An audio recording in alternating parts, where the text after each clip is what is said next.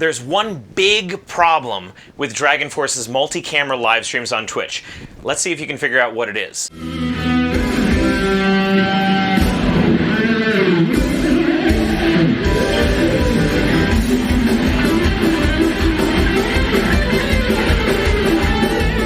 The video's awesome. There are multiple camera angles, but the audio, well, the audio kind of sounds like somebody's holding up their cell phone in the middle of the crowd. Why does Dragonforce, arguably the biggest power metal band in the world, have audio like this, while Lords of the Trident's live streams sound like this?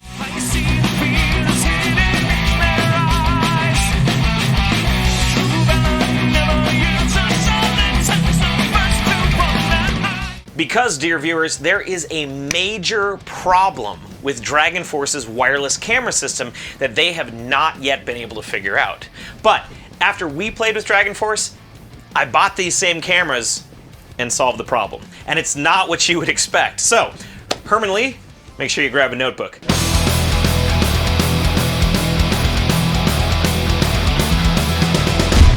Hails, minions and mortals, this is Fang from Lords of the Trident.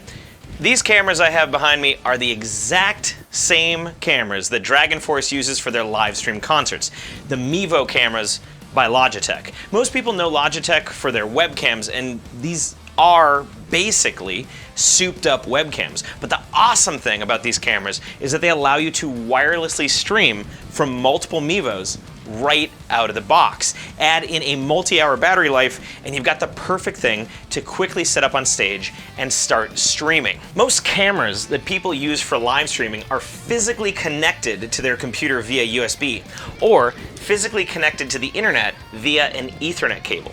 This physical cable connection ensures there's almost zero lag between the camera and the machine.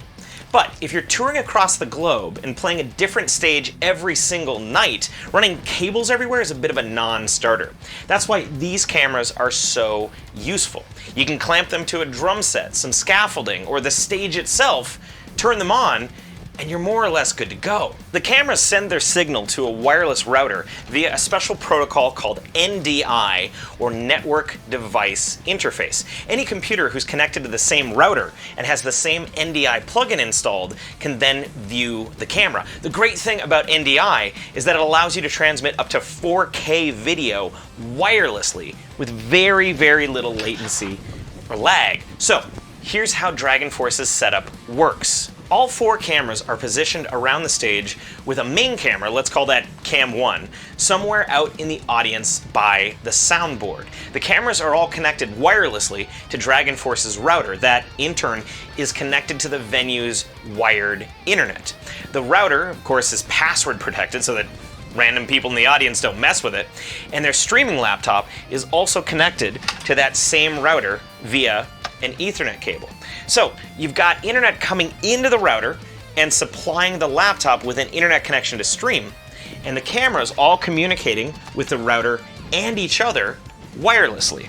Now all you've got to do is fire up your streaming software, add the cameras to your stream as an NDI source, and your video is good to go. But what about the audio? Well, the easiest thing to do is to just pull the audio from one of these cameras. The microphone on these cameras is honestly not that bad and works pretty well in loud environments, otherwise Dragonforce would never use it.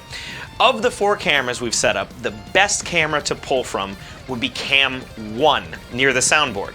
Most venues set up the soundboard in a central point between the loudspeakers, which provides the clearest mix. Obviously this is done so that the sound person can do their job correctly, but the added benefit is that Cam 1 gets blasted with that clean, full mix as well. So great, we've got loudspeakers blasting at us, but it still sounds like it's coming from a cell phone, albeit a very good one. A better and much cleaner way to get sound of the stream would be to send it into the computer from the main mixing board. You could take this XLR to 1/8 inch cable and have the sound person copy their main board mix, that is, the mix that gets sent to the loudspeakers in the venue, to your streaming computer's line-in jack. This is usually the same as the headphone jack in most computers. Now, obviously this mix will fluctuate night to night and room to room, as some venues need more bass or more vocals or whatnot, depending on the size and geometry of the room. But even so, it will be way cleaner than just pulling audio from the tiny mics getting blasted into Cam 1. For example, here's audio coming directly from the mixing board on one of our recent streams. Angels deserve to die! This audio is great, much better than the camera audio, but if you've got in-ear monitors, which Dragonforce definitely has, you can do one better. You see, having in-ear monitors means you need separate in-ear mixes for each of your members. The bassist wants to hear more bass in their ears, the singer wants more vocals, the drummer wants more drums, etc. And to do that requires a digital mixer on your in-ear rig. We've got one right here. It's just installed backwards so that people don't mess with the cables. This mixer is completely separate from the main soundboard mixer that the sound person at the venue is going to use to mix your live show for your audience. Essentially, this mixer goes to your ears, the main mixer goes out to the loudspeakers. A side effect of this is that you can use this monitor mixer to create a really clean, really consistent mix specifically for your live stream. When Lords of the Trident runs a live stream, this monitor mixer is where the sound you hear on the stream is coming from. All the mics need to run through this box anyway so that we can use our in-ear monitors, so we simply make another mix that we send out to our streaming computer.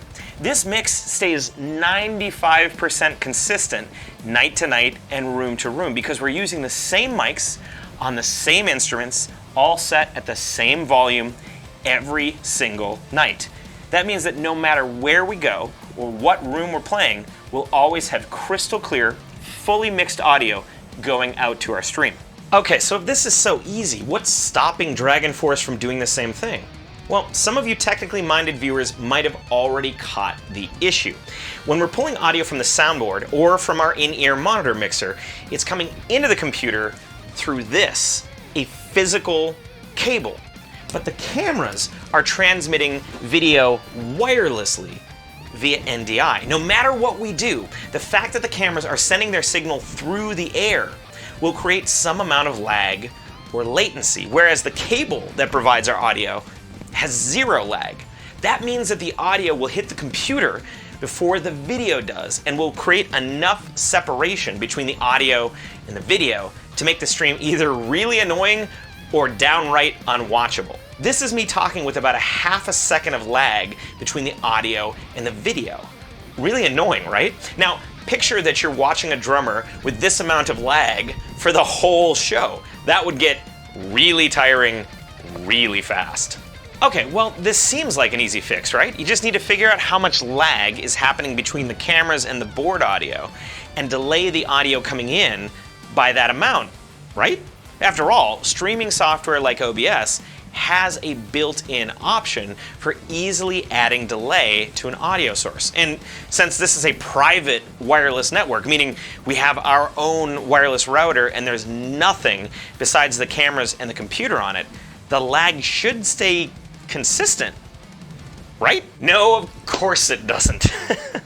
There's always going to be a little bit of difference in each camera's lag night to night due to everything from differing distances to interference to the reach of the router and more. But these MEVO cameras and basically any NDI device on your network constantly talk with each other and attempt to sync up their lag. The lag will breathe a bit moment to moment as all the devices try to stay in sync. So, for example, in the first 30 minutes of the stream, the lag might be 83 milliseconds, and then an hour later, it might be 170 milliseconds, and then back down to 51 milliseconds. It'll constantly move and change across the span of an entire stream.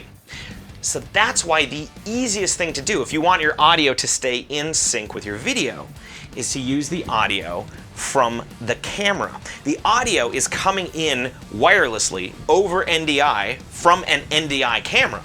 So it's going to automatically sync with the rest of the NDI cameras on your network. It seems like an impossible problem to fix. The lag on the cameras and the camera audio is constantly moving, while the lag from the board audio has to be set manually. It's like trying to hit a constantly moving target. But Herman Li, don't you fret, because I'm about to Mark Rober this and engineer an automatic moving dartboard for you. Here's the solution. We're gonna make your computer think that your audio isn't audio at all, but another NDI camera. When you download and install the NDI tools from NDI.tv, it turns your computer itself into an NDI source. This can be useful for displaying your screen remotely on another computer that's streaming, but it also gives you the option to add an NDI source filter inside of your streaming software to any audio input. I'll show you what I mean. I've opened up OBS here, which I use for streaming, and let's go ahead and create a new audio input source for the line in on my computer. As you can see, I've already actually created it here. If you wanted to create it, you could go plus audio input capture and choose line in. If I look at the properties of this, you can see it's set to line in on my computer. Now, since I already have the NDI tools program installed, I can add a filter to this line in source by clicking on the options, going to filters, clicking plus, and then I'll choose dedicated NDI output audio only. And just hit OK. And then I can change this over to, let's see, computer line in. Why not? Okay. Apply changes. Close. I can now mute this, hide it, turn it down, whatever I want to do, because I don't need it anymore. Let's go over to the scene with my NDI camera. Let's just pretend that I've got an NDI camera going here. Now, I've got my original line in here, but if I hit the plus sign, I can choose to create an NDI source. And then let's go ahead and name this computer audio. If I hit OK, I can choose from the source name computer line in. Black is the name of my computer, and also a really great Japanese gum, by the way. So I'm using the computer line in source from my computer, and for the bandwidth here, since it's audio only, I'm just going to choose audio only and hit OK. Now you can see right here that this computer audio, which is an NDI source, is literally the exact same as this line in source over here. It's exactly the same, except now this computer audio behaves the same as any other NDI camera and automatically syncs with any other NDI sources on my network. Now, we're not quite done yet. For some reason that I still haven't been able to figure out, you'll still need to manually add in quite a bit of delay to this NDI source. In most of my streams at venues, I've added about 1,000 milliseconds or 1 full second of delay to this source. That seems like a lot, but the rest of the cameras will automatically notice this delay and adjust themselves so that they match. The large delay seems to act like a buffer for the other cameras so that they can still breathe a bit, but as long as they don't go over this large delay, meaning the camera doesn't have over 1 full second of lag, they should still sync. I ran a 4-hour stream a few weeks back with this setup, and we stayed in sync the entire time. One additional thing you could do with this technique is mix in some of the audio from the MEVO camera with the board audio. This might actually be useful to add in some additional crowd sound to your streams, or perhaps add in some more bass if your main board mix is a little light on the low end. You'll need to remember that there will be some delay between the two sources due to the physical distance of your Cam 1 from the loudspeakers. It still takes some amount of milliseconds for audio to leave the loudspeakers and be picked up by your camera. But if you play around a bit with this during sound check, you should be able to sync the audio with just a few minor tweaks. Again, just add in some delay under the OBS Advanced Audio Properties, listen back, and tweak. Now, I had a chance to hang out with the Dragonforce dudes, and they are wickedly smart. So perhaps they've already figured this out and are simply choosing not to use it. A few of my friends have conjectured that they use the more muffled camera audio to encourage people to actually come out to the shows. Well, That could be, but from my perspective, they have such an amazing and profitable Twitch following that it makes way more sense to want the most amount of people watching night to night. After all, it doesn't cost them anything, and it seemingly makes them a decent chunk of change. I also don't think having high quality streams hinders turnout too badly, because in my mind, nothing replaces actually physically being present at a show, but I don't know.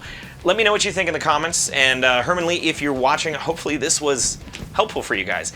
We had such an amazing time hanging out and playing with you, and the entire Dragonforce crew was so incredibly nice. I was absolutely shocked when you invited us up to your green room to have some beers and chat. I mean, being who you are, you absolutely didn't have to do that. So thank you so much for letting us share an amazing memory with you all. If you ever need a guest for your Twitch stream in the future, I love talking about band business and DIY tech. The amazing Metal Warriors on our Patreon is what keeps this band going on the road. We are the most funded independent metal band on Patreon for a reason. So if this has helped you out at all, please take a gander at what we have to offer over at patreon.com/Lords of the Trident. Thank you all for watching. We'll see you next time. Stay metal.